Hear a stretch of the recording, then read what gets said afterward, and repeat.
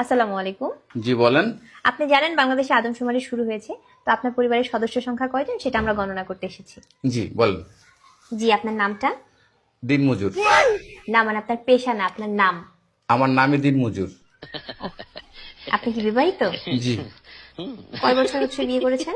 1 বছর। আপনার কি বাচ্চা আছে? জি 2 জন। মানে আমি 2 বিয়ে করেছি। ও আচ্ছা। আপনার স্ত্রীর নাম? ছোটজন না বড়জন?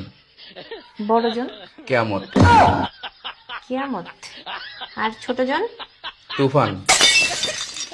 ও তুফান। আপনার সন্তানের নাম? ছোটজনেরটা না বড়জনেরটা? কিয়ামত জনেরটা? ঝড়। ঝড়। আর তুফানেরটা? সিডর। সিডর। জি, আপনার মূল্যবান সময় দেওয়ার জন্য আপনাকে ধন্যবাদ। আর লাগবে না? না না না, আর কিছু লাগবে না। আর কিছু লাগলে নিয়ে যান। না না, তাহলে ভিতরে এসে চা খেয়ে যান। এখানে বেশি সমস্যা আছে। না না না, আর কিছুই লাগবে না। আপনাকে অসংখ্য ধন্যবাদ। ভালো